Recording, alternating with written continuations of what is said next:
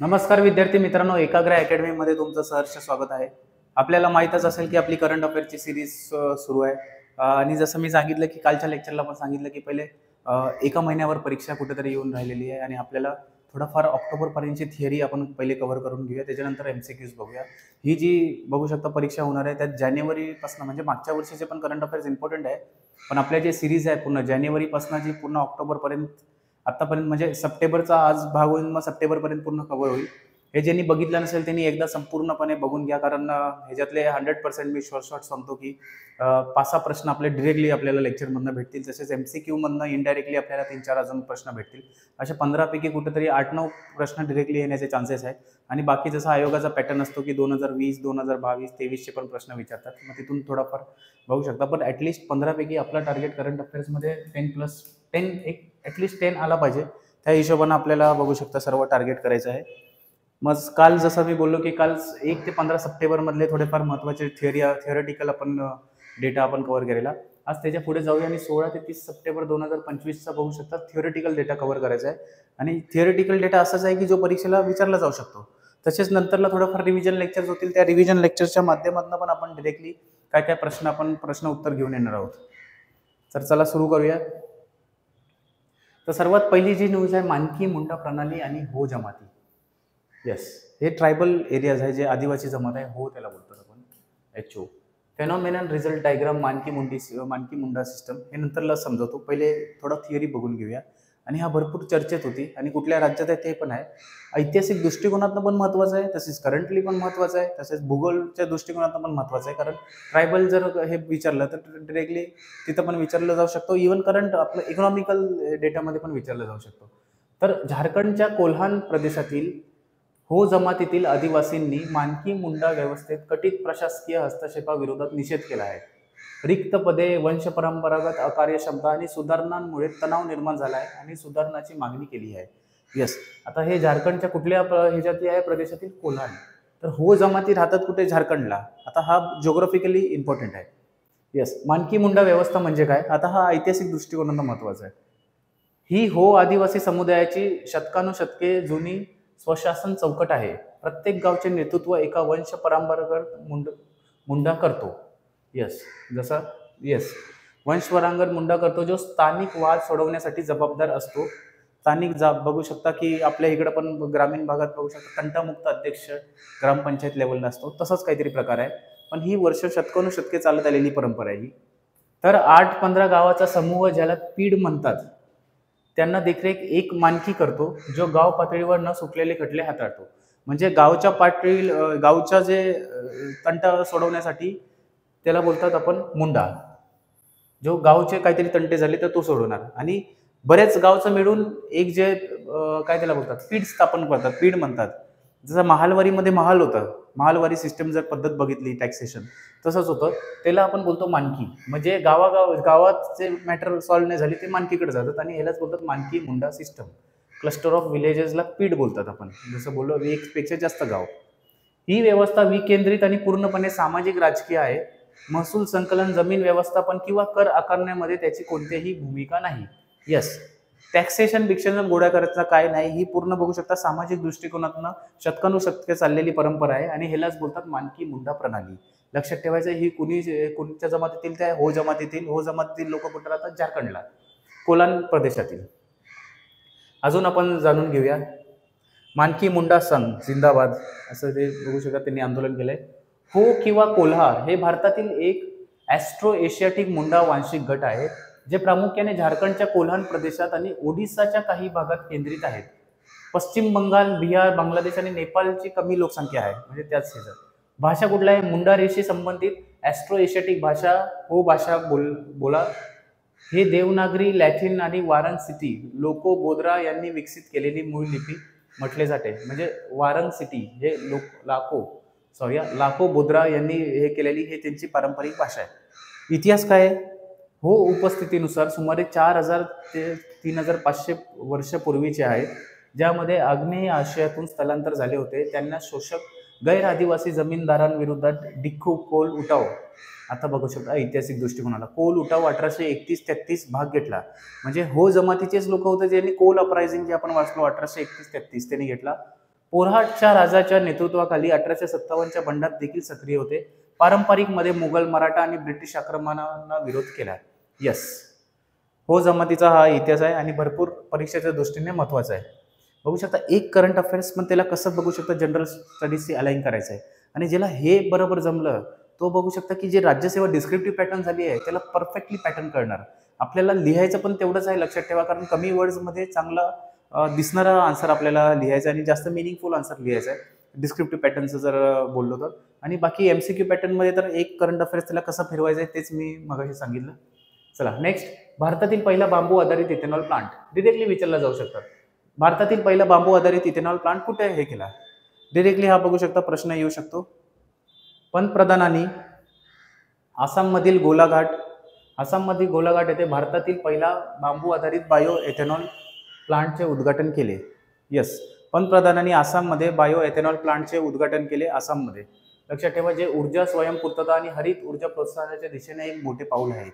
आसाममध्ये भारतातील पहिले बघू शकता बांबू आधारित इथेनॉल प्लांटचं उद्घाटन करण्यात आलेले आहे. आर्थिक परिणाम काय, बायो इथेनॉल प्लांट आसाम आणि इतर ईशान्य राज्यांमध्ये दरवर्षी 5 लाख टन बांबू मिळेल. या प्रकल्पामुळे स्थानिक शेतकरी आणि आदिवासी समुदायांना फायदा होईल, ज्यामुळे आसामच्या ग्रामीण अर्थव्यवस्थेला 200 कोटी रुपयाची चालना मिळेल. भारतीय वन कायदा 1927 मध्ये सुधारणा केल्यानंतर बांबूला आत झाड म्हणून वर्गीकृत केले जात नाही, ज्यामुळे त्याच्यात तोडण्यावरील बंदी उठवली जाते. एक मिनिट थोडं. यस, तर लक्षात ठेवायचं की आर्थिक परिणाम तर आपल्याला माहिती आहे की काय, पण भारतातील वन कायदा 1927 मध्ये सुधारणा केल्या. कुठल्या कायद्याला सुधारणा केल्यानंतर बांबूला बघू शकता तो दर्जा झाड म्हणून वर्गीकृत केले जात नाही. मग तो वन कायदा 1927 अंतर्गत बांबूला आता झाड म्हणून वर्गीकृत केले जात नाही, ज्यामुळे त्याची तोडण्यावरील बंदी उठवली आहे. जर झाड म्हणून डिक्लेअर केलं तर आपण बघू शकता की झाड आपल्याला इथं कापायला अलाउड नसतात, म्हणून बांबूला त्याच्यापासून वगळण्यात आलेलं आहे. हा बदल वन समुदाय खासगी उत्पादकांच्या उपजीविकेला आधार देतो. हे भारताच्या विकसित भारत दृष्टिकोनाशी सुसंगत आहे. हे हायड्रोकार्बन शोध आणि हरित ऊर्जा उपक्रमावर लक्ष केंद्रित करते आणि जीवाश्म इंधनावरील अवलंबित्व कमी करण्याचे उद्दिष्ट ठेवते. बायो इथेनॉल काय प्रकार आहे, हे कॉर्न, ऊस, धान्य, बांबू आणि भाज्यांच्या अवशेषांसारख्या बायोमास पासून जैविकरित्या उत्पादित केलेले उच्च ऑक्टेन जैव इंधन, उच्च ऑक्टेन C2H5OH. हे प्रामुख्याने पेट्रोल ॲडिटिव्ह म्हणून वापरले जाते, ज्यांचे इंजन आता शुद्ध इथेनॉल जाळण्यास सक्षम आहे. इथेन पासून इथाईल अल्कोहोल बसतो, त्याच्यानंतर एथेनॉल. OH जे येतं त्याला अल्कोहोल OL लावतो आपण, C2H5OH. उत्पादनाच्या प्रमुख पायऱ्यांमध्ये सारखेच किण्वन, स्टार्च किंवा सेल्युलोज पूर्व उपचार ऊर्ध्वापासून इंधन ग्रेड इथेनॉल निर्जलीकरण याचा समावेश असतो. लक्षात ठेवा हेच प्रकार लक्षात ठेवा भारतातील पहिले बांबू आधारित इथेनॉल प्लांट. यस, नेक्स्ट, चित्ता आणि गांधीसागर वन्यजीव अभयारण्याचा प्रकल्प. चित्ता, यस, आपल्याला आता महाराष्ट्रात पण माहीत असेल बऱ्याच जिल्ह्यांमध्ये इश्यू चाललेला आहे की बिबट्या भरपूर सारे वाढलेले आहेत आणि बिबट्यांची लोकसंख्या भरपूर प्रमाणात बघू शकता प्रचंड वाढ झालेली आहे की लोक एकदम घाबरलेले आहेत काय करायचं काय नाही आणि या प्रकारे. तर आता बघू शकता हेच त्या हिशोबानं मध्य प्रदेशमधील कुठेतरी इम्पॉर्टंट हे होतं बघू शकता न्यूजमध्ये. मध्य प्रदेशने गांधीसागर वन्यजीव अभयारण्यात मादी चित्ता आणण्याची योजना आखली आहे, ज्याचा उद्देश कुनो राष्ट्रीय उद्यानानंतर चित्त्यांचे दुसरे घर म्हणून स्थापित करण्यात आले आहे. आपल्याला माहीतच असेल की नरेंद्र मोदी यांनी कुनो राष्ट्रीय उद्यानामधून बघू शकता नामीबियामधून आणलेले बघू शकता लेपर्ड ठेवलेले. मॅप इथं आहे बघू शकता, कुनो सँक्च्युरी इकडे आहे. यस, हे उत्तर प्रदेश राज्य मध्य प्रदेशमध्ये आहे आणि आता मध्य प्रदेशमध्ये दुसरे चित्त्यांचे घर म्हणून डेव्हलप करण्याचं साधलेले आहे. इट इज गांधी सागर वन्यजीव अभयारण्य. प्रोजेक्ट चित्ता म्हणजे काय, 70 वर्षाहून अधिक काळ देशात नामशेष झालेल्या चित्त्यांना पुन्हा आणण्यासाठी भारताने 2022 मध्ये प्रोजेक्ट चित्ता सुरू केला. यस, नामशेष झालेलं होतं आणि पुन्हा भारतात चित्ता आणायचं होतं, म्हणून 2022 मध्ये भारताने प्रोजेक्ट चित्ता म्हणून आपल्याला बघू शकता की राबवलेला आहे. प्रोजेक्ट टायगर अंतर्गत चालवला जाणारा प्रोजेक्ट चित्ता हा जगातील पहिला आंतरखंडीय मोठा वन्य मांसाहारी स्थलांतर प्रकल्प आहे आणि चित्ता वृत्ती योजना राबवतो. आणि चित्ता कृती योजना राबवतो. म्हणजे अंतरखंडीय आहे, म्हणजे तिकडून आपण इकडं आणतोय चित्ता, आणि भरपूर सारं बघू शकता की एक दुसऱ्या देशातनं आयात करून आपल्या इकडं बघू शकता कसं वाढता येईल चित्त्यांची संख्या. हे प्रकार बघू शकता आपल्याला चालू आहे. उद्दिष्ट: ऐतिहासिक श्रेणीतील सुरक्षित अधिवासांमध्ये चित्त्यांचे प्रजनन, लोकसंख्येच्या स्थापन करा. खुले जंगल आणि सवाना परिसंस्था पुनर्रचित करण्यासाठी चित्त्यांचा प्रमुख प्रजाती म्हणून वापर करा. स्थानिक उपजीविका सुधारण्यासाठी पर्यावरण विकास आणि पर्यावरणीय पर्यटनाला प्रोत्साहन द्या. सामुदायिक जागरूकता वाढवा आणि मानव वन्यजीव संघर्ष कमी करा. हे बघू शकता की प्रोजेक्ट चित्त्याचं आपल्याला इनडायरेक्टली आपल्याला भेटतं. हे अंमलबजावणी आणि प्रशासन बघू शकता की याचं कसं होणार आहे. यस, अंमलबजावणी आणि प्रशासन. एक मिनटं.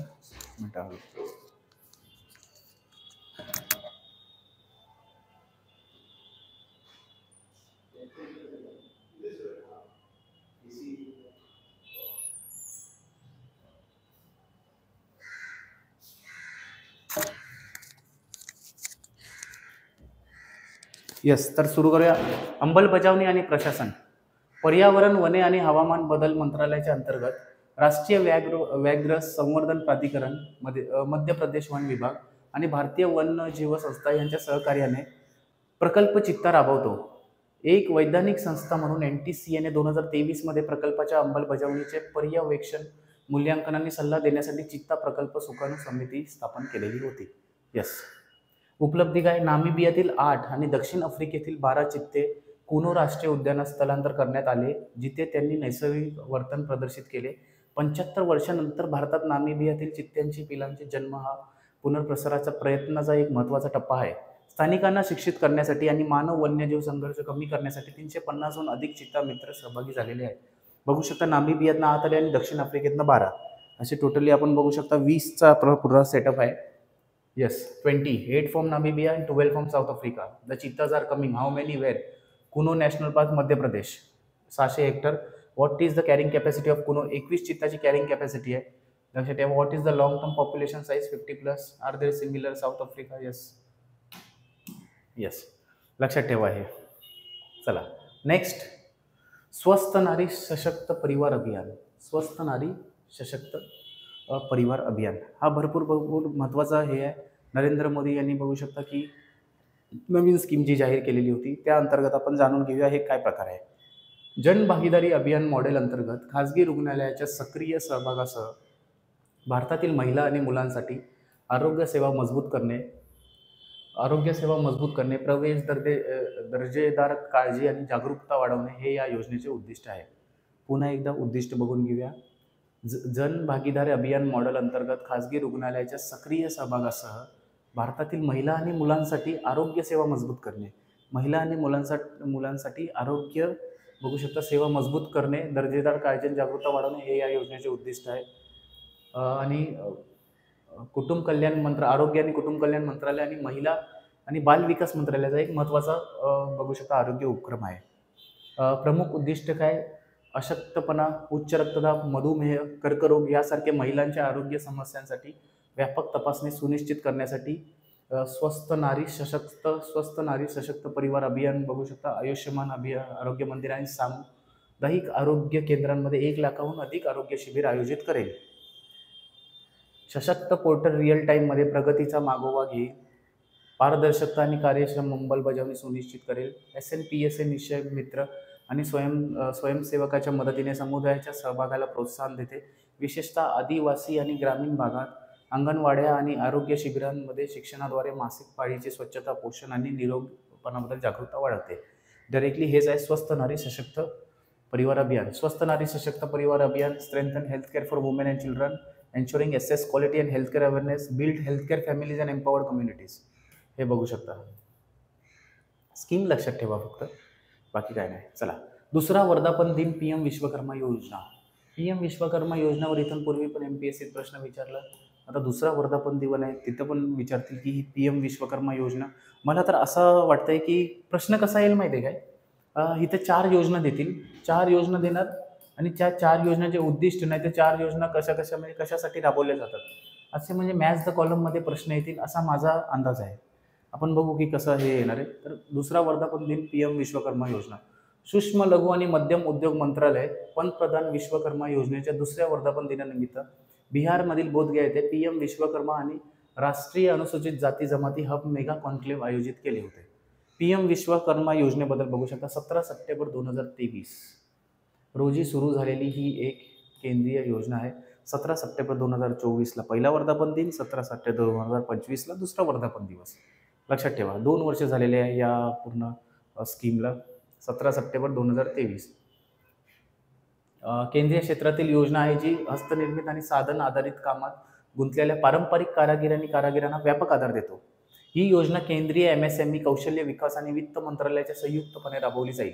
पात्रता काय आहे? अर्जदार असंघटित क्षेत्रातील 18 पारंपरिक व्यवसायांपैकी एका व्यवसायात कारागीर किंवा कारागीर असावा. स्वयंरोजगार असलेल्या 18 वर्षापेक्षा जास्त वयाच्या आणि नोंदणीच्या वेळी सक्रियपणे काम करणारा असावा. 18 पात्र व्यवसायांमध्ये सुतार, बोट बनवणारा, कवच बनवणारा, लोहार, कुलूप बनवणारा, सोनार, कुंभार इत्यादींचा समावेश आहे. येस, पीएम विश्वकर्मा योजना लक्षात ठेवायचं आहे. 17 सप्टेंबर 2023ला ही योजना लागू झाली. नेक्स्ट, जागतिक नवोन्मेष निर्देशांक म्हणजे ग्लोबल इनोव्हेशन इंडेक्स, याला आपण बोलू शकतो ग्लोबल इनोव्हेशन इंडेक्स. लिहितो एक तरी, कारण काही काही लोक इंग्लिशमध्ये वाचतात म्हणजे मराठीत पण वाचतात, पण नावं इंग्लिशमध्ये लक्षात ठेवलेले बरं पडतात. Global innovation index 2025. जागतिक बौद्धिक संपदा संघटनेच्या ग्लोबल इनोव्हेशन इंडेक्स 2025मध्ये भारत 139 अर्थव्यवस्थेमध्ये 38व्या स्थानावर पोहोचला आहे. And it is a very good की डिरेक्टली आपण जम्प केलेला आहे. कुठून कुठे बघू शकता. 2020मध्ये 48व्या स्थानावरून सुधारला आहे. 2007मध्ये सादर करण्यात आलेल्या ग्लोबल इनोव्हेशन इंडेक्स हा अर्थव्यवस्थेमध्ये नवक्रमाच्या विस्तृत श्रेणीचे मूल्यांकन करण्यासाठी व्यापक मॅट्रिक्स आणि पद्धती प्रमाण करण्यासाठी विकसित करण्यात आला होता. भारताशी संबंधित निकष बघू शकता. भारत 81व्या स्थानावर होता 2015मध्ये, त्याच्यावरनं 38व्या स्थानावर आला 2025मध्ये. 81 पासून 2025मध्ये 38व्या स्थानावर, 20मध्ये 48वा होता. येस, कमी मध्यम उत्पन्न असलेल्या अर्थव्यवस्थेमध्ये आणि मध्य आणि दक्षिण आशियामध्ये पहिल्या क्रमांकावर आहे. येस, कमी मध्यम आणि दक्षिण आशियामध्ये फर्स्ट क्रमांकावर आहे भारत. त्याची ताकद, ज्ञान आणि तंत्रज्ञान उत्पादन 22, बाजार परिष्कार 38, व्यवसाय परिष्करण 64, पायाभूत सुविधा 61, संस्था 58 मध्ये कमकुवतपणा आहे. अव्वल क्रमांकाच्या अर्थव्यवस्था स्वित्झर्लंड पहिले, स्वीडन सेकंड, अमेरिका तिसरा, दक्षिण कोरिया चौथा, सिंगापूर 5वा. या 5 सर्वात नवीन नाविन्यपूर्ण अर्थव्यवस्था आहेत. चीनने प्रथमच टॉप 10 मध्ये स्थान मिळवले आणि 10वे स्थान मिळवले आहे. Yes, very important. पहिला कुठला आहे तर स्वित्झर्लंड आहे, लक्षात ठेवा. पहिला स्वित्झर्लंड आहे. आणि भारत कितव्यावर आहे? 38व्या ह्याच्यावर आहे, स्थानावर आहे, हे पण लक्षात ठेवा. आता आपण टॉप मोस्ट इनोव्हेटिव्ह इकॉनॉमिक्स बघूया. इकॉनॉमिक्स जे आहे 2025चे, हे डिरेक्टली ग्लोबल डेटा इकॉनॉमिक्समध्ये येऊ शकतो. तर स्वित्झर्लंड फर्स्ट, जसं बोललो, Sweden 10, USA, republic of Korea म्हणजे south Korea, Singapore, United Kingdom, Finland, Netherland, Denmark, China.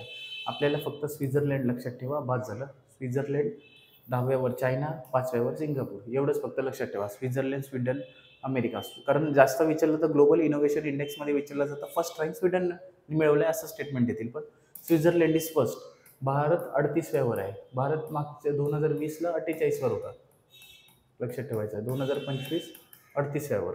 Yes.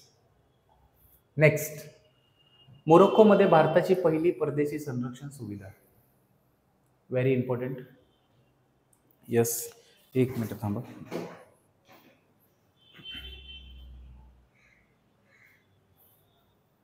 Yes, मोरोक्कोमध्ये भारताची पहिली परदेशी संरक्षण सुविधा. भारतातील संरक्षण मंत्र्यांनी मोरोक्कोमध्ये टाटा ॲडव्हान्स्ड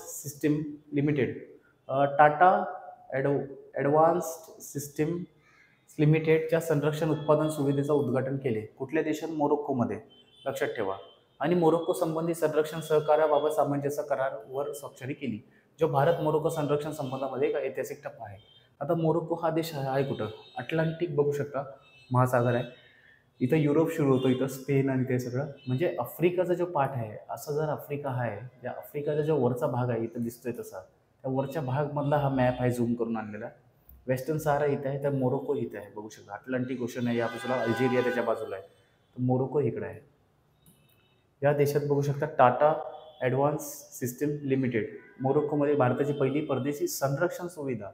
यस, ही भारतीय खाजगी कंपनीची पहिली परदेशातील संरक्षण सुविधा आहे. मोरोक्कोमधील सर्वात मोठी संरक्षण उत्पादन कारखाना.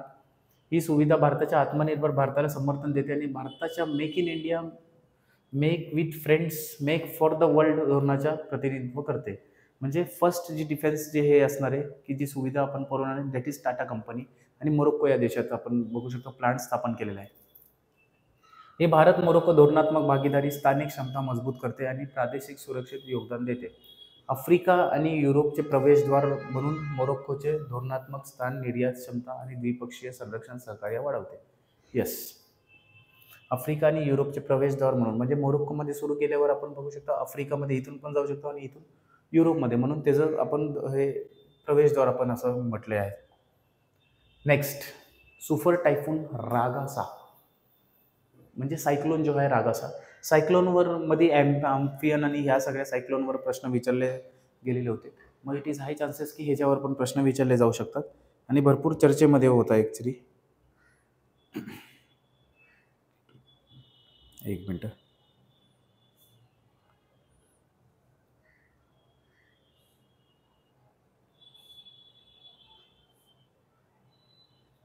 चला,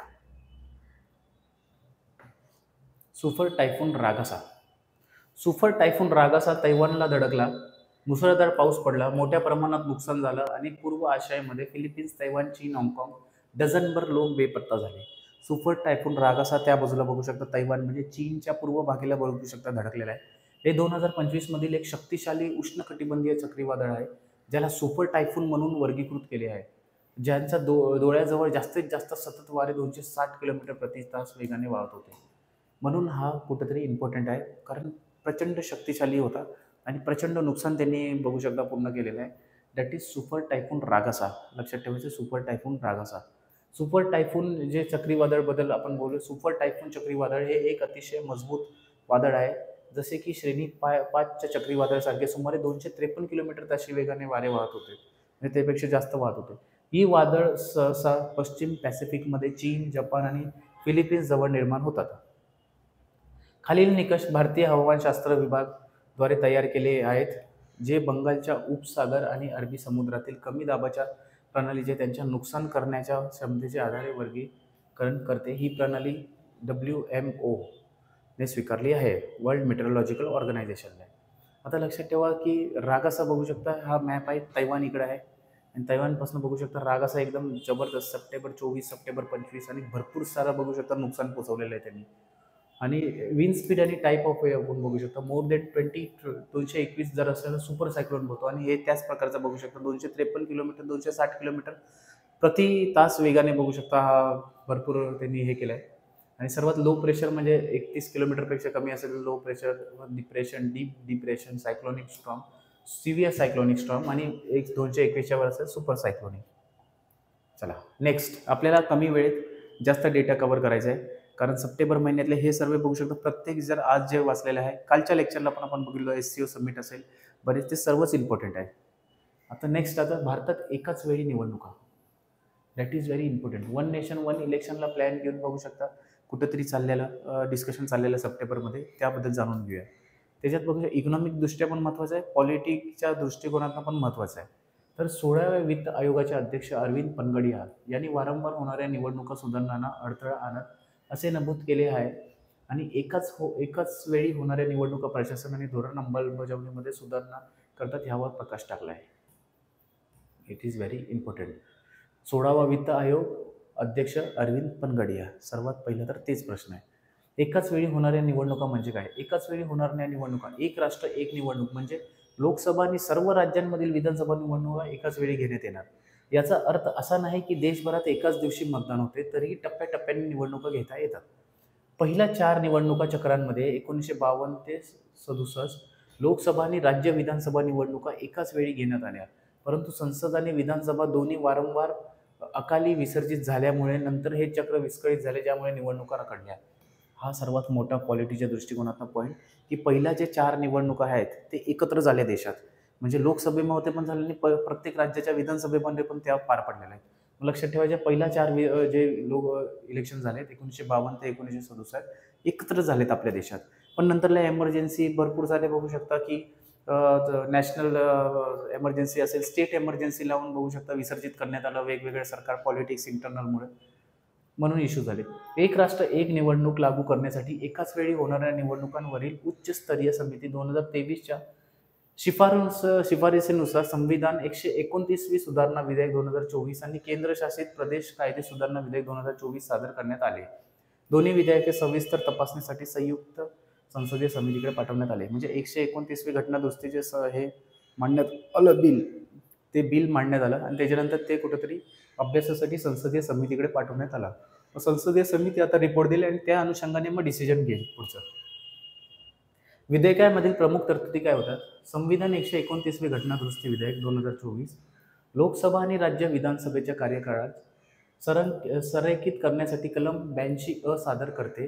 हे निवडणूक आयोगाला एकाच वेळी निवडणुका घेण्याचा अधिकार देतो आणि निवडणूक वेळापत्रक अधिसूचित करताना प्रत्येक राज्य विधानसभेच्या कार्यकाळाची अंतिम तारीख जाहीर करण्याचे निवडणूक आयोगाला परवानगी देते.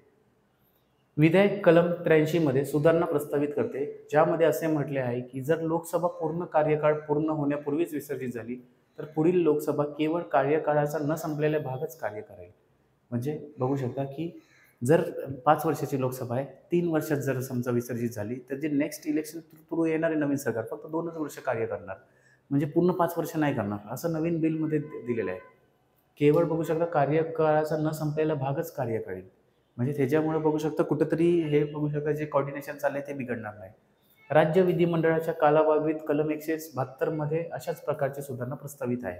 यस, सेमच आहे. म्हणजे जसं पंचायत आणि बरेच काळ असतं की 5 वर्षाचं जर काय 3 वर्षाचं विसर्जित झालं, राहिलेला कार्यकाळ फक्त 2 वर्षाचा आहे, मग 2 वर्ष आपल्याला फक्त राबवणार. नेक्स्ट आणि भरपूर महत्त्वाचा आणि लास्ट आजचा अजून एक डेटा आपल्याला शिकवायचा आहे, तो पण आपण बघू. वस्तू आणि सेवा कर अपीलीय न्यायाधिकरण GST-80. येस, केंद्रीय अर्थमंत्र्यांनी वस्तू आणि सेवा कर अपीलीय न्यायाधिकरण GST-80चे औपचारिक उद्घाटन केले. औपचारिक उद्घाटन केले, जे भारताच्या GST प्रवासात एक महत्त्वाचा टप्पा आहे. हे न्यायाधिकरण विवाद निराकरण सुलभ करण्यासाठी आणि भारताच्या अप्रत्यक्ष कर प्रणालीवर विश्वास मजबूत करण्यासाठी सज्ज आहे.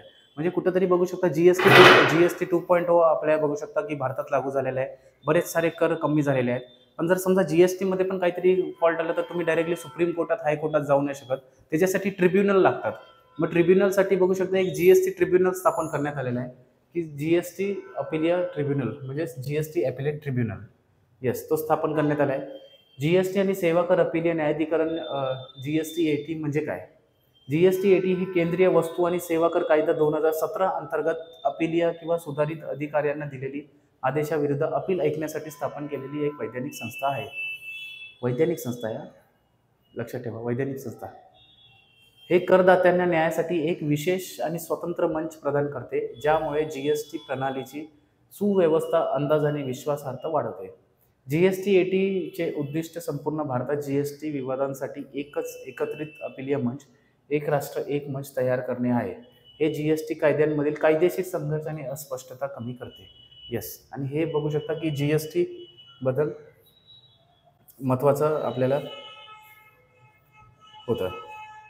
त्याच्यानंतर बघू शकता अजून एक डेटा आहे की नवीन कोस्टलाईन जी जाहीर झालेली आहे, आपण डिरेक्टली तेच बघू शकता एका दुसऱ्या PDF मध्ये. 1 मिनिट थांबायचं, ती ओपन करतो, कारण करंट अफेअर्स आणि बघू शकता की त्या दृष्टिकोनातनं ते महत्त्वाचं आहे. लाईव्ह लेक्चर जेव्हा झाले मी त्याच्यात आपल्याला बघू शकता की प्रत्येक दिवसाला 1 वाजताचं आपलं लाईव्ह असतं.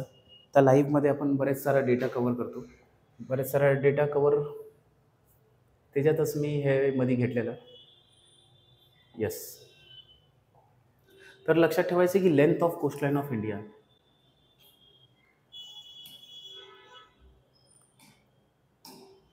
Yes, length of coastline of India बघू शकता नवीन जाहीर झालेली आहे. पहिले आता आपण बोलत होतो ना की पूर्ण भारताची किनारपट्टी 7517 किलोमीटर, महाराष्ट्राची किनारपट्टी 720 किलोमीटर. ती कुठेतरी बघू शकता रिशेड्यूल नाही, पण एक नवीन डेटा आलेला आहे आणि पुन्हा एक भारताची नवीन रचना प्रकार केलेली आहे त्यासोबत total length of coastline of India झालं आहे 11,098.9181 किलोमीटर. लक्षात ठेवा, इट इज व्हेरी इम्पॉर्टंट परीक्षेच्या दृष्टीने. येणाऱ्या ज्या परीक्षा आहेत पुढच्या एका वर्षात, प्रत्येक परीक्षेमध्ये हा डेटा विचारला जाणार. टॉप 5 बॉटमवाले काय आहेत, मग नवीन रँकिंग्स काय आलेत ते. सर्वात जास्त आपल्याला बघू शकता की अंदमान निकोबार फर्स्ट रँकवर आहे. सेकंड रँकवर जर बघितलं तर गुजरात, तिसऱ्या रँकवर तामिळनाडू, चौथ्यावर आंध्र प्रदेश आणि 5व्यावर बघू शकता आपला महाराष्ट्र आहे. आणि महाराष्ट्राची पूर्वीची 720 किलोमीटरची कोस्टलाईन बदलून 877 किलोमीटर झालेली आहे, 877.97. आणि सर्वात जास्त जे अंदमान निकोबारचे ते 3083 किलोमीटर. लक्षात ठेवायचं आहे. आणि सर्वात कमी जे आहे लोवेस्ट वनमध्ये पॉंडिचेरी आणि लोवेस्ट 2 मध्ये बघू शकता दमन दीव 54.38 आणि पॉंडिचेरी 42.65. लक्षात ठेवायचं आहे. गोवा 193. हे स्क्रीनशॉट मारायचं असेल तर स्क्रीनशॉट मारून घ्या. It is very important data. भरपूर साऱ्या परीक्षेत हा येणार. मी 100% सांगतो की याच्यावर प्रश्न पडणार. 100% क्वेश्चन लिहून ठेवतोय, म्हणजे जर ज्या वेळेला क्वेश्चन येईल त्यावेळेला मी हाच स्क्रीनशॉट दाखवणार की 100% याच्यावर क्वेश्चन येणार आहे. Yes, it is very important data. लक्षात ठेवायचे. महाराष्ट्र 720चा 877 झाला. एवढंच लक्षात ठेवा, बाद झालं. बाकी मग आपण बघू शकता की आजच्या लेक्चरला इथंच थांबूया. सप्टेंबर महिन्यातले जे करंट अफेअर्स होते, सप्टेंबर महिन्यातच ते कोस्टलाईन थोडंफार चर्चेमध्ये होती म्हणून मी तो लाईव्हमध्ये शिकवलेला, डिरेक्टली आपण इथं घेऊन आलो. तर सप्टेंबर महिन्यातले करंट अफेअर्स झालेले आहे. जानेवारी ते ऑगस्टपर्यंतचे आपले ऑलरेडी अवेलेबल आहे. आणि आता आज बघू शकता सप्टेंबर पण झालेला आहे. पुढच्या आठवड्यात आपण ऑक्टोबरचा प्रयत्न करू हे करण्यानंतर. त्याच्यानंतर रिव्हिजन लेक्चर्स आणि ह्याच्यातले सप्टेंबर आणि ऑक्टोबरचे MCQ करण्याचा प्रयत्न करू. या अनुषंगाने बघू शकता की 21 तारखेची जी पूर्वपरीक्षा होणार आहे त्या 60+ टार्गेट आपल्याला काहीही करून अचीव्ह करायचं आहे. काहीही करून कट ऑफ किती पण लागू दे, कट ऑफ 100 लागू दे, 90 लागू दे, 70 लागू दे, आपल्याला काही नाही. आपल्याला आपलं समाधान करत 60+ टार्गेट अचीव्ह करायचं आहे. मागच्या वर्षी 62.5 होता कट ऑफ म्हणून भरपूर सारे लोक चालले 65+. बघा मागच्या वर्षी भरपूर सोपा पेपर होता आणि मागच्या वर्षीचा कॉम्पिटिशन त्या हिशोबानं या वर्षी जास्तच आहे. पण लक्षात ठेवा की सिली मिस्टेक्स आणि हे सगळं कुठंतरी होतच राहतं. बरेचसं वॅकन्सीच्या दृष्टिकोनातून पण बघितलं तर वॅकन्सी वाढ व्हायची, SRची जी जागा आहे ती वाढ होण्याची शक्यता आहे. पण ती 2025च्याच ॲडमध्ये वाढवतायत की 2026ला टाकतायत, हे जे थोडेफार साशंकता आहे त्याच्यासाठी प्रयत्न करावे लागतील.